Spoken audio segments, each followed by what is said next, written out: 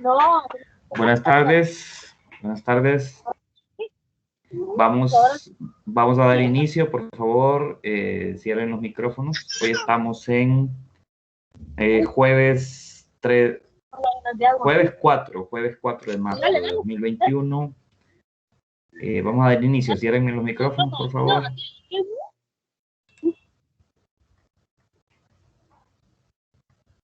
Bien, vamos a empezar entonces. Vamos a continuar con la temática de la segunda unidad. Vamos a tratar de abarcar varios temas el día de hoy. Déjenme que les comparta pantalla para que comencemos.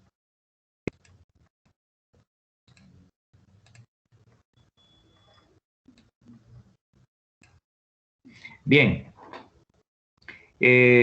Algo que quiero mencionar antes de iniciar es que vamos a comenzar. Quiero mencionar que hemos estado hablando de las células, de la forma como las células se organizan, de la forma como las células actúan, trabajan en conjunto, individualmente y en conjunto, cómo forman tejidos, cómo se comunican, etc. Por supuesto, organismos unicelulares, los procariotas, al ser organismos formados por una única célula, pues no tienen esa complejidad estructural de que su cuerpo esté formado por cantidades grandes de células que tienen que organizarse y coordinarse para lograr el funcionamiento normal del organismo. Pero así hablando de organismos multicelulares, como lo son las plantas, los animales, los hongos y muchos grupos protozoarios. Quiero decir que en el caso de, por ejemplo, de animales, sabemos que el cuerpo es complejo. La estructura del cuerpo de un animal es bien compleja porque tiene muchos tipos de tejidos. No digamos tipos celulares, muchísimos tipos de células. Y todos esos tejidos actúan de forma coordinada. Eso es algo bastante impresionante, entender o por lo menos estudiar cómo el cuerpo funciona de manera integrada, cómo el cerebro, cómo el sistema nervioso integra las funciones junto con los demás sistemas del cuerpo. Entonces, obviamente los organismos multicelulares somos más complejos en cuanto a funcionamiento y estructura. Prácticamente todos los vertebrados, todos los animales vertebrados y una gran parte de organismos animales invertebrados, no todos los invertebrados, poseen un cuerpo formado por tejidos diferenciados. Sin embargo, no solamente los animales poseen tejidos, también las plantas, los hongos, poseen también tejidos. En este caso voy a hacer referencia al tema de tejidos en plantas, para explicar esa parte que habían quedado, que no habíamos abordado, ¿verdad? La estructura del cuerpo de una planta. Entonces, una planta, estamos hablando aquí del capítulo 16 del libro de Solomon, Estructura, Crecimiento y Desarrollo Vegetal. Y aquí entenderemos cómo está construida una planta, o por lo menos de manera muy general, cuáles son los tejidos que forman el cuerpo de la planta y cómo hay ciertas semejanzas con el tejido, los tejidos del cuerpo de los animales.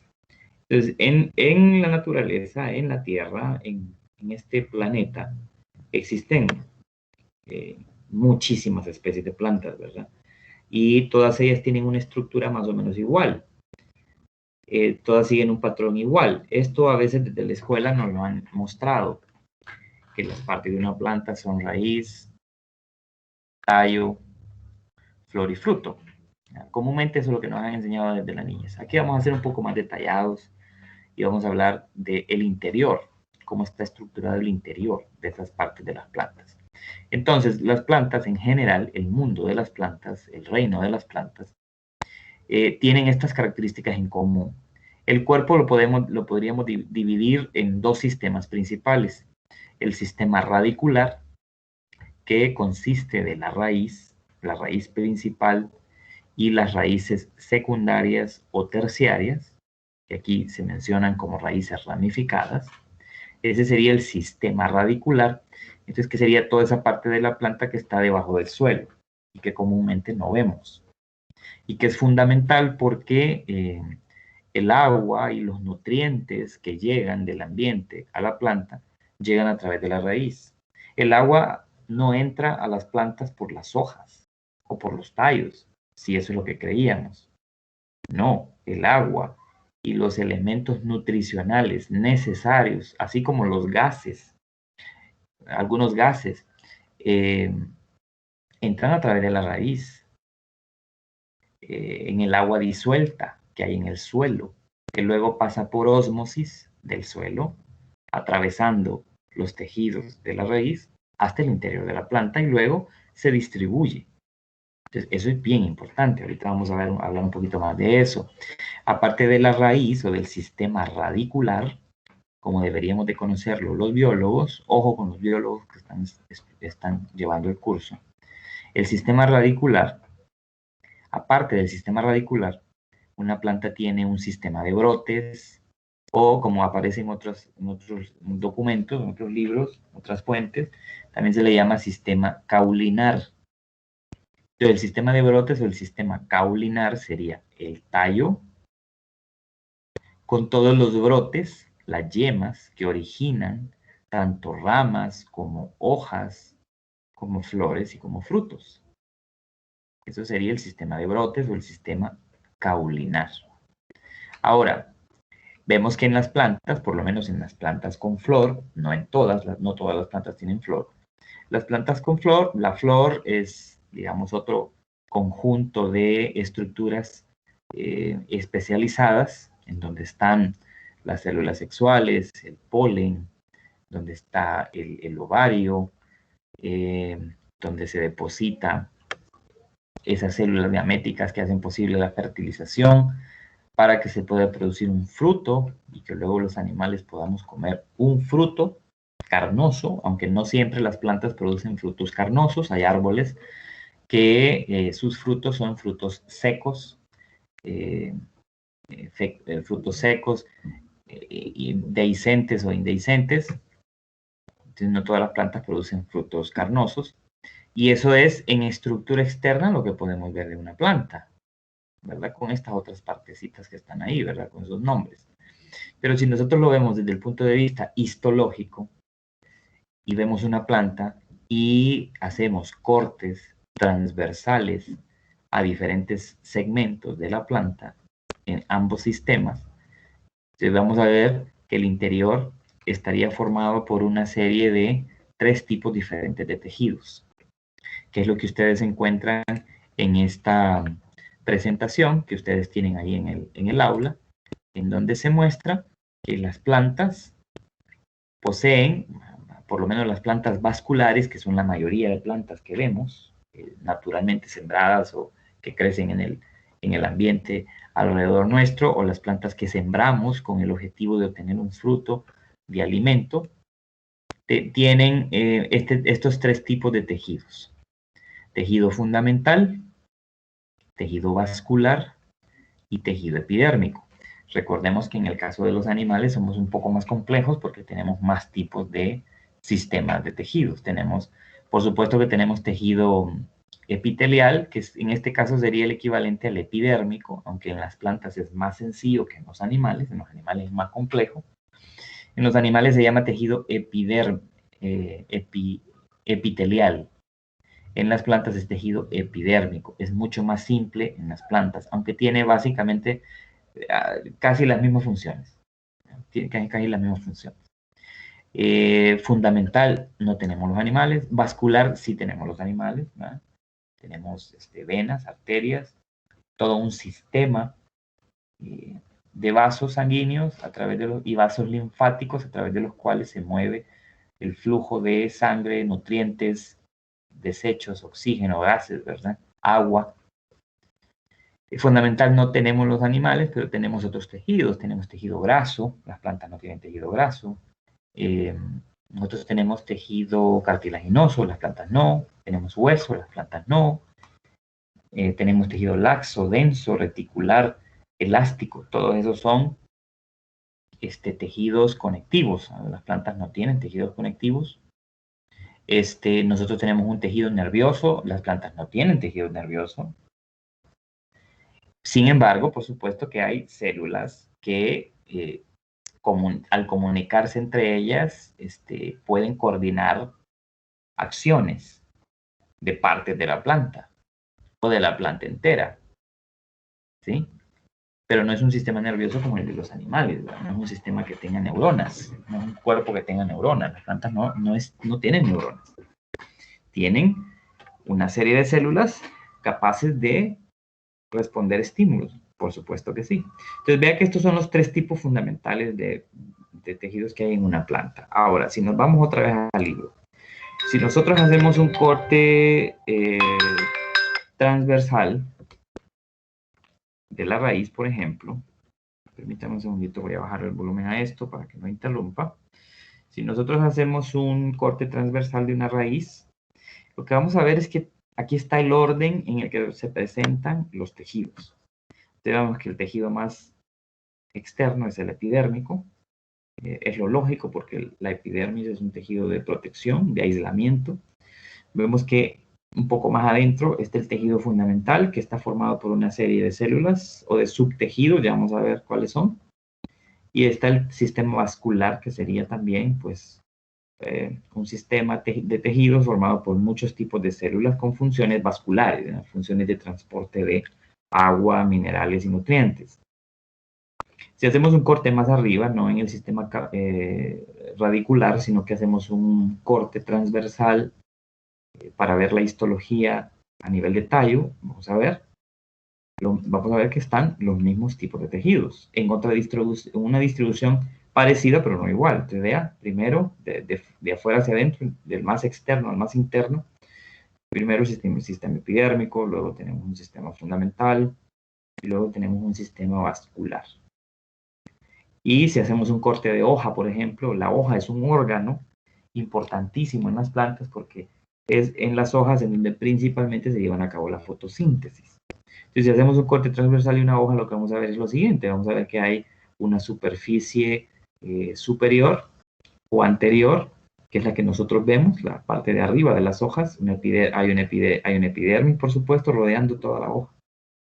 Hay una epidermis superior, hay una epidermis inferior, la parte de abajo de la hoja que no vemos comúnmente. Y luego hacia adentro vemos el tejido fundamental y el tejido vascular, igual. Ahora, un poquito más abajo, lo bueno de los libros de biología recientes, actualizados, es que tienen unas tablas de resumen muy buenas. Por ejemplo, esta. Aquí se resume en esta tabla 16.1 los sistemas tisulares. Cuando se habla de sistema tisular quiere decir tejido, y sus tipos de células, las que forman esos tejidos, y sus funciones. Entonces, vea, en el sistema fundamental tenemos tres tipos de tejidos básicos. En este lugar, en esta parte sí que es como color peach, esta región interna, ese es tejido fundamental. En el tejido fundamental tenemos tres subtipos. Tenemos el parénquima, el colénquima y el esclerénquima. El parénquima tiene, o sus células típicas, se llaman células parenquimatosas.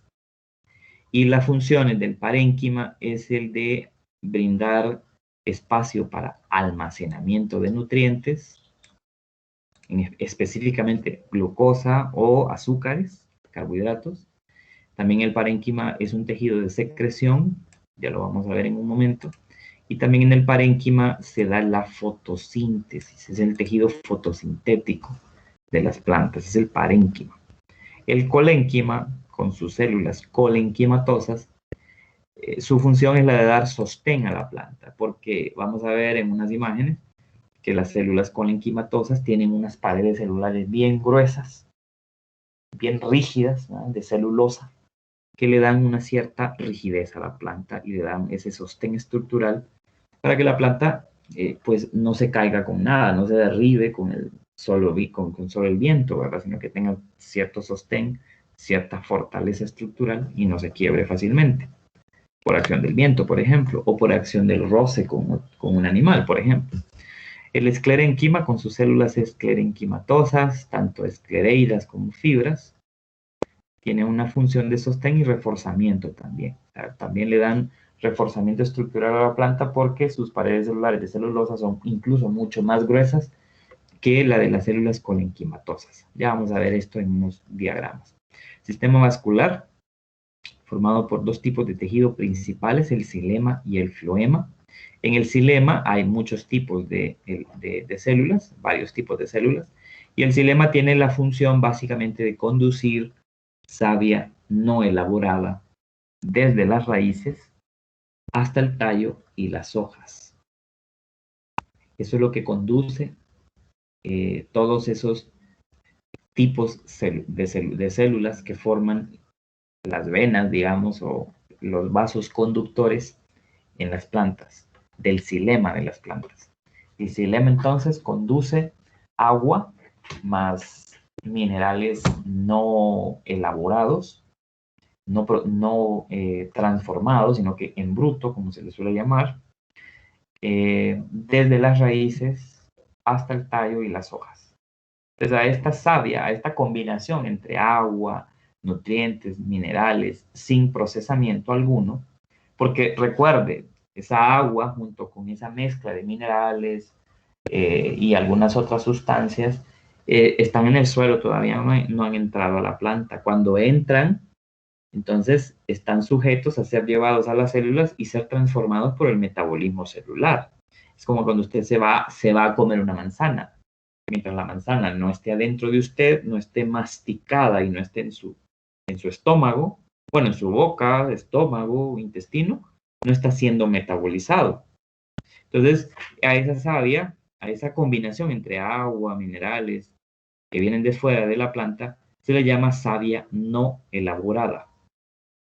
Y es conducida, repito, desde la raíz, porque el xilema va desde la raíz hasta el tallo y las hojas. Luego viene el floema, que es el otro tipo de tejido conductor o tejido vascular, que también tiene varios tipos de células. Y este, en vez de conducir savia no elaborada, lo que conduce es savia elaborada. ¿Desde dónde? Desde las hojas hasta el tallo, hasta la raíz. Es el movimiento inverso. Y por el floema se transporta savia elaborada. ¿Qué quiere decir savia elaborada? Una vez que ya se llevaron a la hoja, donde se da la fotosíntesis, el agua y esos otros minerales, se hace una transformación físico-química en las hojas, una transformación metabólica, enzimática, para convertir esa materia prima que llegó a través del agua, a través del xilema, junto con el agua misma, convertirlos metabólicamente en azúcar, en comida, en carbohidratos. Entonces ahora el floema, perdón, va a transportar junto con agua carbohidratos desde las hojas hasta el tallo, hasta las raíces. Entonces, cuando se conduce ya carbohidratos elaborados, por eso se le llama savia elaborada, cuando se conduce ese azúcar, producto de la fotosíntesis, se va a utilizar por la planta, por supuesto, para generar energía para sus células y vivir, pero otra parte de ese azúcar se va a almacenar. ¿En dónde? En tejido de almacenamiento de la planta, que es el parénquima. ¿Y por qué se va a almacenar? Bueno, porque las plantas igual almacenan nutrientes que utilizarán en algún momento. O sea, igual las plantas, como cualquier otro ser vivo, tiene reservas en su cuerpo de materia prima para generar energía o para su mantenimiento general, el mantenimiento de su cuerpo. Esa forma como se almacena azúcar, pues puede ser una de ellas el almidón, por ejemplo, que es ese polisacárido, es azúcar, esos carbohidratos que nosotros comemos cuando nos alimentamos de materias vegetales, frutas, verduras y semillas y todo lo que viene de las plantas. Bien, ya vamos a hablar un poquito más de eso en algunas imágenes. El sistema epidérmico, la epidermis, está formada por dos tipos o dos subtipos de tejidos, epidermis propiamente y peridermis. La epidermis, digamos que es la capa que cubre, que rodea el cuerpo de la planta, obviamente está formada de células epidérmicas, y esas células epidérmicas contienen paredes celulares con celulosa suficiente para proteger, para aislar el interior del cuerpo de la planta del exterior. Entonces, como dice aquí, las funciones de la epidermis son servir como cubierta protectora que rodea el cuerpo, la superficie del cuerpo de la planta. Hay algunas células en la epidermis a las cuales se les llama células guardianas, que también se les llama células oclusivas, o también tienen otros nombres, pero también es célula guardiana. Son células epidérmicas que entre ellas se forma un poro al cual denominamos estoma, que es un poro que se cierra, se abre bajo diferentes circunstancias, por cambios de temperatura, por cambios de presión atmosférica, por necesidades de la planta. El poro se abre y al abrirse expulsa expulsa oxígeno al aire, ese oxígeno que luego nosotros los organismos aerobios respiramos del aire, o deja entrar CO2 del aire también, porque el CO2 es un gas que en el interior de la hoja se necesita para que se lleve a cabo la fotosíntesis y se pueda fabricar azúcar o producir azúcar. Entonces, esas células guardianas son células del epidermis que en medio de ellas se forma un poro llamado estoma. Y la función de las células guardianas es regular precisamente que el poro se abra o se cierre.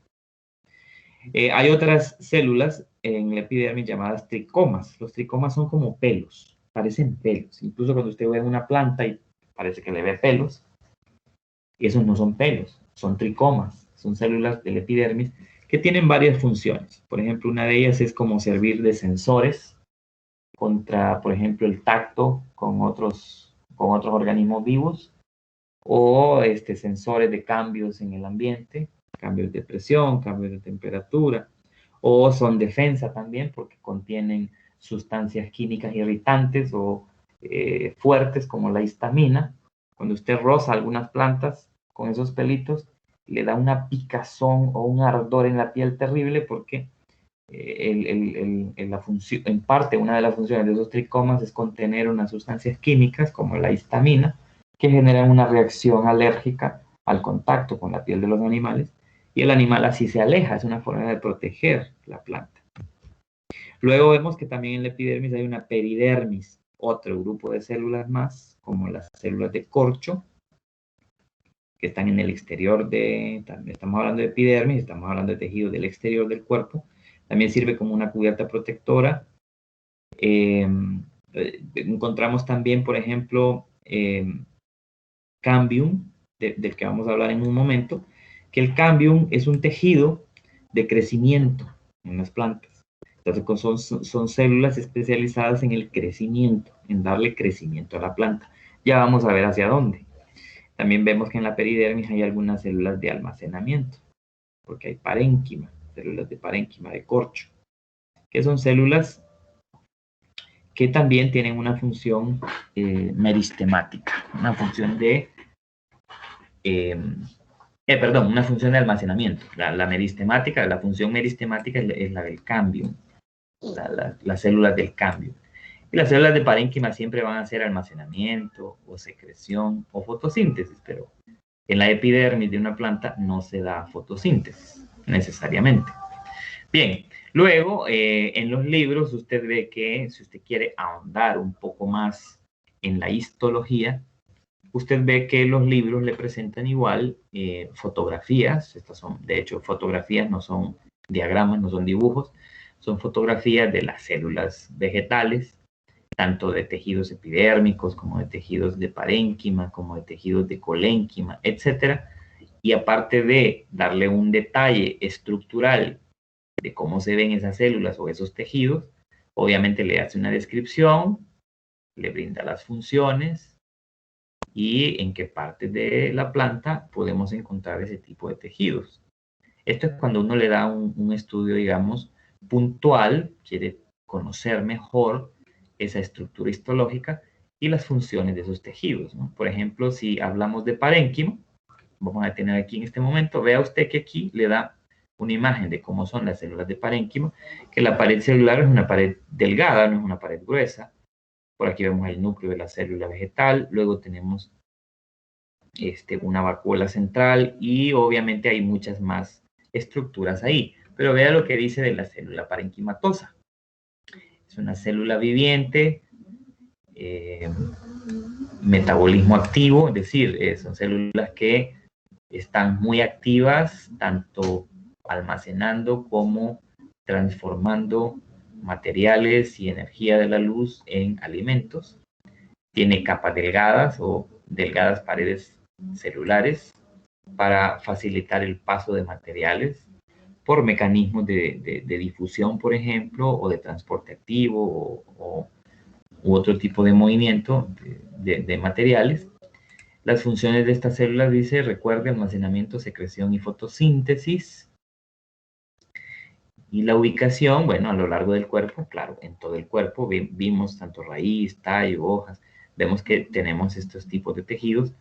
A lo largo del cuerpo de la planta, dice, se muestra una microfotografía, ¿sí?, de un pelo de estambre de una flor, de la especie de la flor, de la planta. Observe las grandes vacuolas pigmentadas, dice, el núcleo no está dentro de la vacuola, pues se encuentra encima de ella. Una descripción de lo que usted está observando. Luego por aquí se ve otra célula parenquimatosa en otra parte del cuerpo, y vea que en las células parenquimatosas va a encontrar un montón de cloroplastos, que son unos organelos celulares que hay en plantas, en donde hay una cantidad, y es ahí donde está realmente los pigmentos fotosensibles que capturan la luz y hacen posible la producción de carbohidratos. Es dentro de los cloroplastos, como vamos a ver más adelante en la unidad 3. Y así una descripción de todas las células. Células de colénquima, por ejemplo, vea que tienen paredes celulares más gruesas porque su función es dar soporte estructural a la planta. Las células del esclerénquima son aún de paredes celulares muchísimo más gruesas porque le dan mayor estructura o mayor sostén a la planta. Y así una descripción de las células del tejido fundamental. Aquí, si ustedes se fijan, esta tabla solo está hablando de células del sistema fundamental. Si uno ahonda más allá, obviamente los libros muestran los detalles de los demás tipos de sistemas de tejidos. Aquí, por ejemplo, se sigue hablando de fundamental. Aquí ya no, aquí está hablando de células del sistema vascular, tanto del xilema como del floema. Aquí se habla de las traqueidas, de los elementos de vaso, de las células acompañantes, que es lo que les mencionaba, que son células del epidermis, pero que entre ellas vamos a encontrar ahí, bueno, que están asociadas con epidermis y están asociadas con movimiento de materiales, azúcar, por ejemplo. Y luego, una descripción, digamos, de las formas celulares que hay tanto en xilema como en floema, para luego hablar de tejido epidérmico, ¿verdad? Entonces, me voy a ir a la presentación así rápido. Quiero mostrarles que en la presentación igual ustedes tienen una descripción de los tipos de tejido fundamental, vascular, meristemático. Aquí, por ejemplo, se mira un corte transversal de una hoja, en donde se puede ver el parénquima, que en las hojas hay dos tipos de parénquima. Está el parénquima en empalizada. Estas células largas que parecen como barrilitos y que están teñidas como en rojo, que son células de parénquima en empalizada, están tapizadas, llenitas de cloroplastos con clorofila. Y luego vemos más abajo en la hoja que debajo de la empalizada tenemos un tejido de parénquima esponjoso, que son células un poco más redonditas y tienen de hecho menos cloroplastos. En ambos tejidos se lleva a cabo la fotosíntesis, tanto en el parénquima en empalizada como en el esponjoso. En los libros comúnmente a estos dos tipos de tejido de parénquima se le llama mesófilo. Entonces el mesófilo está formado tanto por parénquima en empalizada como parénquima esponjoso. ¿Y por qué es importante esto? Porque en ambos tejidos en ambos tipos de parénquima, en una hoja en donde se lleva a cabo la fotosíntesis. Es en el mesófilo o en el parénquima. Vemos que aquí en este corte vemos una epidermis superior, toda esta línea de células que están aquí arriba, y vemos que aquí encima se forma una capa de una sustancia. Ya vamos a ver cuál es. Si se va usted a la epidermis inferior, ve que también hay una epidermis inferior. Y ve que aquí en la epidermis inferior se forman unos como canalitos. Esos son los poros que llamamos estomas, a través de los cuales se da el intercambio de gases entre la planta y el medio que la rodea. Luego hace la descripción, obviamente, del colénquima y todo lo demás. El xilema, la colénquima, esclerénquima, y luego se habla del tejido vascular. Entonces vea que, por ejemplo, aquí se hace referencia nuevamente a que el xilema, la distribución y la disposición de las células que forman este tejido conductor va desde las raíces hacia arriba al tallo hasta las hojas. Recuerde que el xilema, al hacer eso, conduce el agua con esos minerales no transformados desde las raíces por el tallo o tronco hasta las hojas de la planta o árbol en donde se lleva a cabo la fotosíntesis. Esta capacidad que tiene el agua, o esta facilidad, mejor dicho, que tiene el xilema de transportar agua en contra de la gravedad, porque aquí el movimiento está en contra de la gravedad, es debido a que el agua tiene la propiedad de subir, ascender en contra de la gravedad por pequeños conductos, en este caso vasos conductores de xilema. Y esa propiedad del agua, recuerden, se llama capilaridad. Es la propiedad que tiene el agua de ascender en contra de la gravedad por pequeñas tuberías o conductos de pequeño diámetro, muy delgaditos, desde una posición baja a una elevada en el cuerpo de un ser vivo. Y luego tenemos el floema, que vean ustedes que la flecha indica que más bien el movimiento de materiales que hace el floema es desde las hojas, por el tallo, hasta las raíces.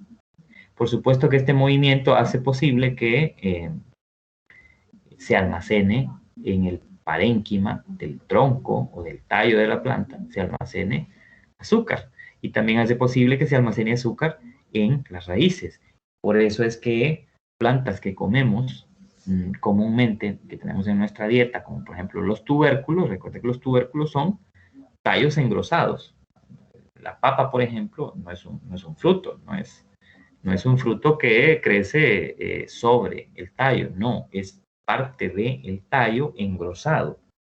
Perdón, parte de las raíces engrosadas, y eso es porque ese tubérculo es comestible porque, bueno, porque se va a depositar en ellas una cantidad de azúcar, de almidón, que al final cuando nosotros la comemos, pues es un producto alimenticio para nosotros los animales. Esto un poquito hablando más del xilema y del floema, ¿no? De sus formas celulares, que son muy diversas. Y aquí un diagrama que muestra, pues básicamente eso, ¿verdad? Ese flujo de movimiento, ese movimiento de agua y materiales, tanto del xilema como del floema. En el tejido epidérmico, como mencionaba, la epidermis, fuera de las células, si nosotros nos vamos aquí al libro otra vez, vemos que aquí está la epidermis, aquí arriba, y vemos que aquí están las células epidérmicas que forman una capa protectora, y vemos que por encima se forma algo que es una deposición de productos de células, es una secreción. Esta secreción se llama cutícula y está formada de cutina. La cutina es una sustancia cerosa, es como aceite, como un aceite, que se deposita en el exterior de la hoja o en el exterior del tallo, y es una capa de cera o de una sustancia cerosa, aceitosa, que la función que tiene es evitar la desecación de la planta. Es decir, evita que se pierda agua del interior de la planta por los cambios en, por ejemplo, la temperatura o la presión que se da en el exterior, en el ambiente exterior. Entonces es como una capa de cera o de sustancia lipídica que hace posible que no se pierda agua tanta como la planta debe de mantenerse húmeda interiormente. Se trata de no perder agua, por eso se forma eso. Ahora, fíjense que en la epidermis inferior, aquí no se ve, pero en la epidermis inferior de la hoja, en este caso, encontramos, mire, estas son las células guardianas. Observe que las células guardianas también tienen algo de cloroplastos. Esto es algo interesante porque las células guardianas son células de la epidermis. Y si tienen cloroplastos es que pues, puede transformarse el agua más los minerales igual en azúcar ahí, en esas células guardianas. Fíjense ustedes que entre dos células guardianas se forma un poro. A este poro se le llama estoma.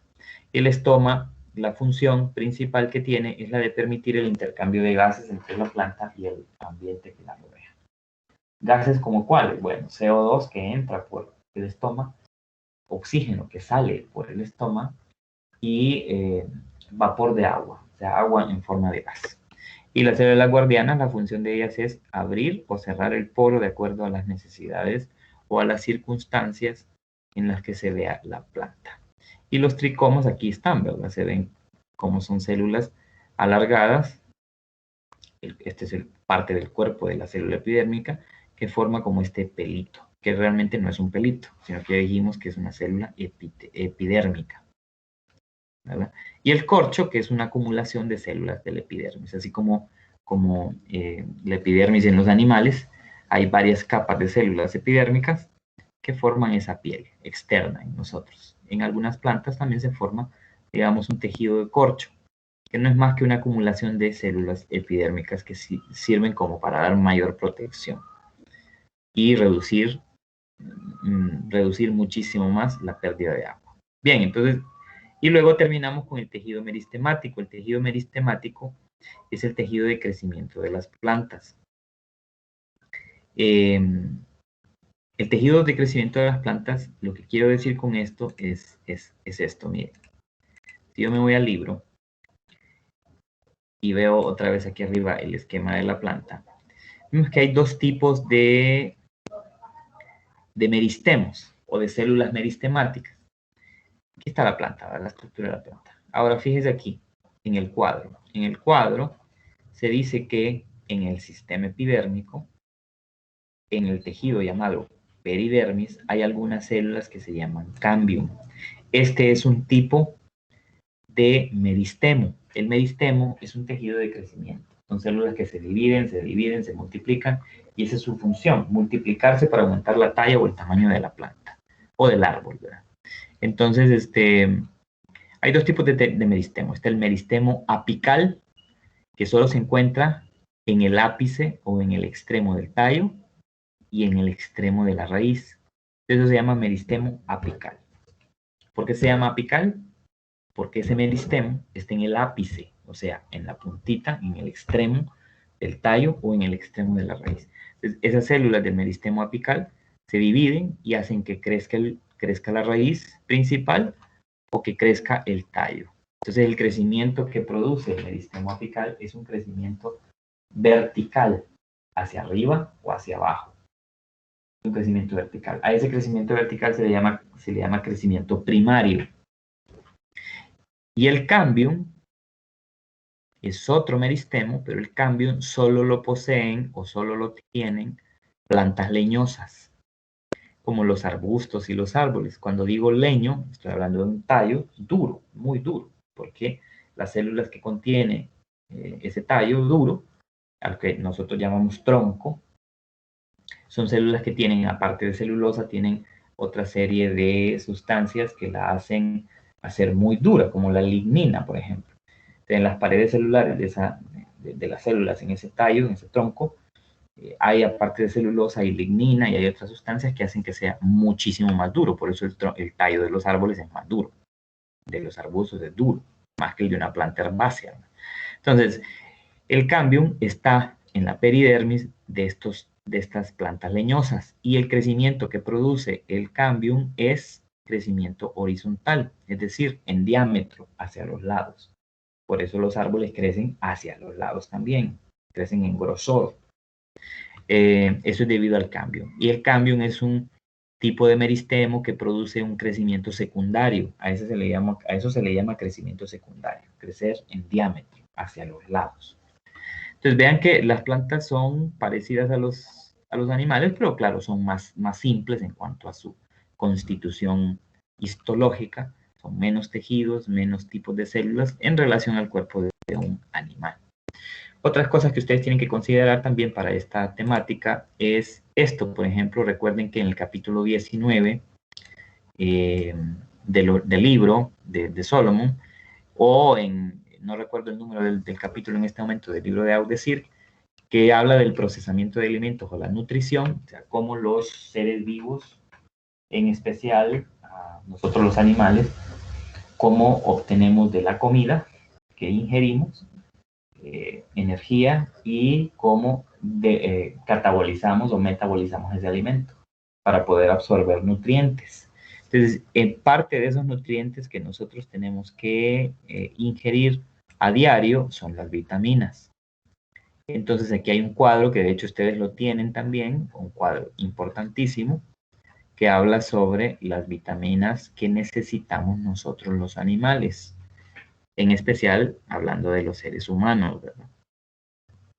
Las vitaminas, hay un cuadro de las vitaminas. Eso ustedes lo tienen ahí, hay que verlo, hay que estudiarlo, porque hay que saberlo para la vida y saberlo aplicar. En el cuadro se mencionan los dos tipos principales de vitaminas que necesitamos ingerir o producir o para el funcionamiento de nuestro cuerpo, que son las vitaminas solubles en grasa y las solubles en agua. Las solubles en grasa son la A, la D, la E y la K. Estas vitaminas son compuestos químicos que, por un lado, nuestras células producen o transforman, y por otro lado, son ingeridas por los alimentos. O sea, que hay fuentes de alimentos que contienen este tipo de vitaminas, porque las vitaminas son básicas día a día. Usted necesita, y todos los animales necesitamos vitaminas día a día para poder funcionar bien, porque las vitaminas tienen funciones específicas, así como los minerales. Por ejemplo, la vitamina A, llamada también retinol. Estos nombres que aparecen abajo serían nombres alternos de esas vitaminas. Vitamina A, retinol; D, calciferol; E, tocoferol; K, no tiene un nombre alterno. Y vean que aquí están las acciones, qué es lo que hacen, cuáles son sus funciones. Por ejemplo, la vitamina A se convierte, dice, en retinal, que es un compuesto esencial para la visión normal y para el crecimiento y la diferenciación de las células, reproducción y la inmunidad. Vea que la vitamina A se utiliza no solamente para la vista, sino que tiene otras funciones, incluyendo la inmunidad del cuerpo. La deficiencia de vitamina A produce, como dice aquí, en esta otra parte del cuadro, un retraso del crecimiento, ceguera nocturna, cuando las personas que no miran bien de noche, riesgos de padecer ceguera desde la infancia. No es mentira que comer zanahoria, por ejemplo, ayuda mucho a la vista en los niños cuando están creciendo. Eso es una realidad, eso es cierto. Porque la vitamina A que contiene sirve para metabolizarse en una sustancia diferente llamada retinol o retinal, que lo que hace es que permite que el ojo, que la retina del ojo, las células de la retina del ojo absorban mejor la luz que hay en el ambiente. Entonces usted tenga mejor vista. Luego las vitaminas solubles en agua, que son la vitamina C y todas las del complejo B, tienen sus funciones importantísimas en el cuerpo. También sus deficiencias producen grandes complicaciones, eso hay que saberlo. Y por supuesto las fuentes alimenticias que podemos optar para tener una dieta adecuada de estos componentes. También hay que resaltar que otra cosa importante que deben de repasar es el hecho de que parte del sistema excretor que nosotros tenemos en nuestro cuerpo es un sistema que nos ayuda no solamente a eliminar el sistema excretor, el sistema urinario, no solamente nos ayuda a eliminar toxinas del cuerpo, desechos que no sirven, que tienen que eliminarse a través de la orina, sino también nos ayuda el sistema urinario, o está conectado, mejor dicho, el sistema urinario, con un proceso homeostático celular que se llama osmorregulación, ¿Qué es la osmorregulación? Aquí abajo lo tengo subrayado. Esto está en el capítulo 20 del libro de Solomon, pero por allá en el libro de Audesirc está en el capítulo 35. El capítulo 35 tiene que ver con el sistema urinario del que estamos hablando, o el sistema excretor, como aparece en otros libros también. Miren, capítulo 35. Esto de la osmorregulación también está aquí en este capítulo 35. ¿Qué es la osmorregulación? Miremoslo aquí rápido. Osmorregulación, dice, es el proceso por el cual los organismos controlan la concentración de agua y sal del cuerpo, por supuesto, de las células, de modo que sus líquidos corporales, tanto el fluido que hay en el FEC como el FIC, no se vuelvan demasiado diluidos o concentrados en exceso. Es precisamente la osmorregulación para evitar que el cuerpo pase de una solución, de ser una solución isotónica a una hipotónica o a una hipertónica. Recuerde que las células en un medio hipotónico o en un medio hipertónico fallan, dejan de funcionar bien y hasta pueden morir. Mientras que si nuestro cuerpo regula, tiene mecanismos homeostáticos para regular las cantidades de agua que hay en todos los tejidos y las cantidades de solutos, de sales, por ejemplo, que están disueltas tanto en el FEC como en el FIC, entonces el cuerpo va a tener una funcionalidad y va a estar en un medio isotónico, en donde habrá equivalencia tanto de solutos como de solventes dentro y fuera de la célula. Así es como el cuerpo trabaja.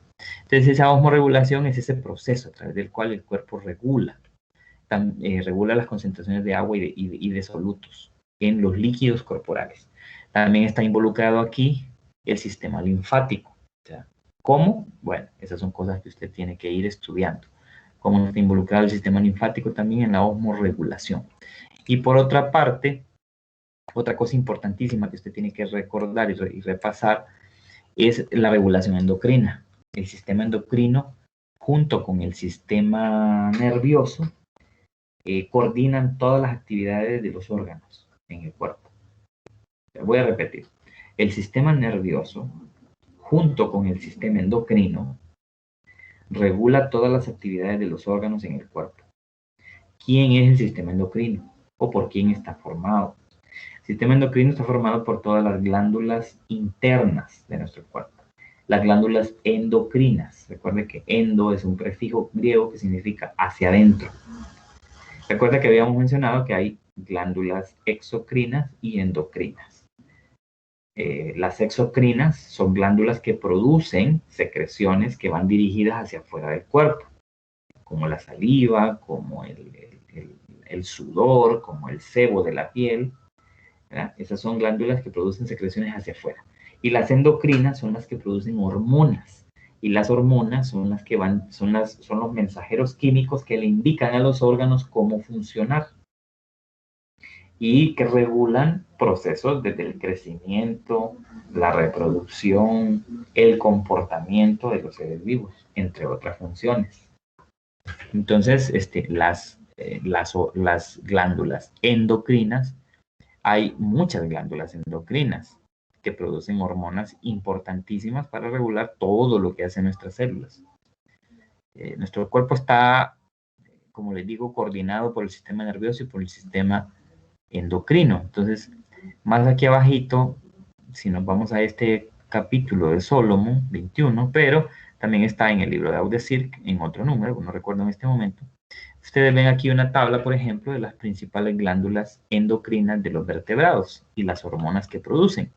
Entonces, ¿cuáles son esas glándulas importantes que tenemos los vertebrados? El hipotálamo, que está en el cerebro, la glándula pituitaria posterior y anterior, aquí están las hormonas que producen, la glándula tiroides, la paratiroides, el páncreas, que sirve como un órgano,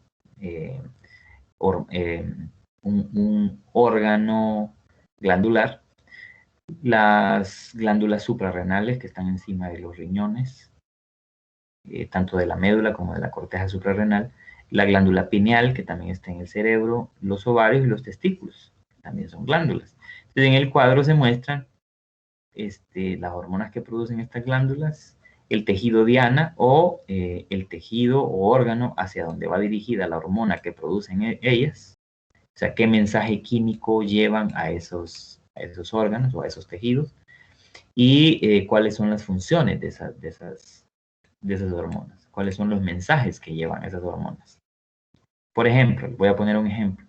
Si hablamos del páncreas, si hablamos de la hormona insulina que se produce en el páncreas, la insulina, ¿a dónde va dirigida? A todas las células del cuerpo. La distribución en general. ¿Cuál es el mensaje que lleva la insulina? Disminuir la concentración de glucosa en la sangre. Es decir, extraer o secuestrar del torrente sanguíneo el exceso de azúcar para que ese azúcar pueda entrar al interior de las células y ser quemado como combustible para generar energía. Eso. Entonces, se muestran la ubicación también más abajo de esas glándulas, ¿no? El hipotálamo, la pituitaria, la glándula pineal, vean que están todas estas en el cerebro, en el tallo cerebral. La tiroides, la paratiroides, la glándula llamada timo, las suprarrenales, el páncreas, los ovarios, los testículos, que son las principales glándulas endocrinas en los vertebrados. Y luego hay otras hormonas importantes también que se producen, que no están en aquel cuadro, porque están aquí en otros cuadros, que se producen y que esta información es importante para la vida, no solamente para un examen, ¿verdad? Eso es lo que uno tiene que repasar. Supongo yo que a estas alturas ya habrán repasado por lo menos todo el contenido que está en el aula. Y antes de terminar, quiero entrar al aula para que se fijen que el cuestionario de tejidos, tejidos vegetales y tejidos animales, se está avisando en qué horas, en qué horarios está disponible para que usted pueda contestarlo. Entonces, en el caso de ustedes, vamos a ver, dejemos que acceda primero esto, que entremos. En el caso de ustedes, aquí el aviso de la unidad 2 dice que el cuestionario de tejido está disponible o habilitado. Ayer estaba habilitado en la tarde de 3 a 4 y 10 y hoy de 4 y 10 a 5 y 10. Hoy.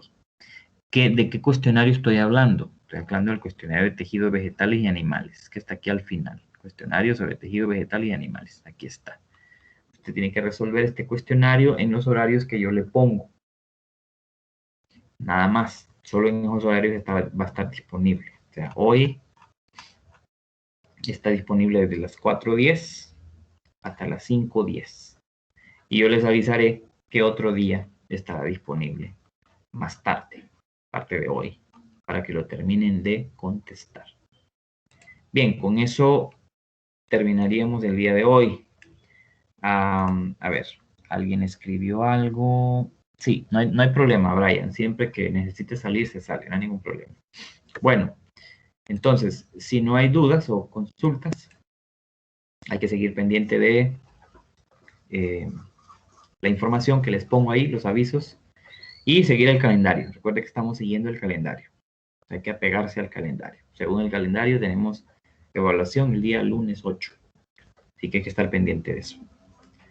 Y bueno, cualquier duda me la hacen saber por los medios que ya hemos establecido. Terminamos hasta ahí. Buenas tardes. Nos veríamos hasta el lunes.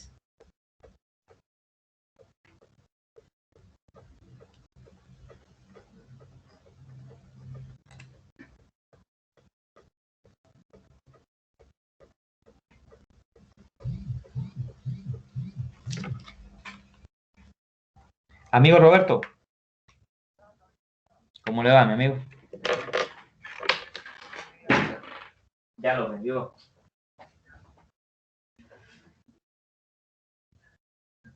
Ajá. ¿Sí?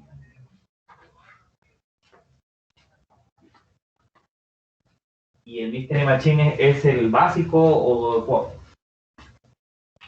Ah, el de goma. Ya. Solo eso.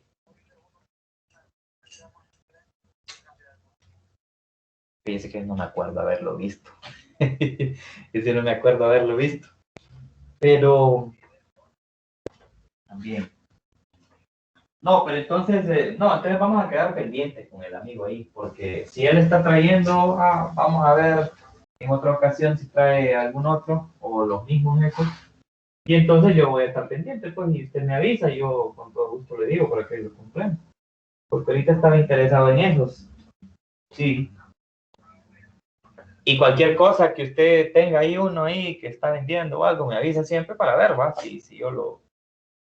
Sí, va. Vaya, pues, muchas gracias, Roberto. Le agradezco. Le agradezco, hermanazo, le agradezco. Muy amable. Sí, gracias.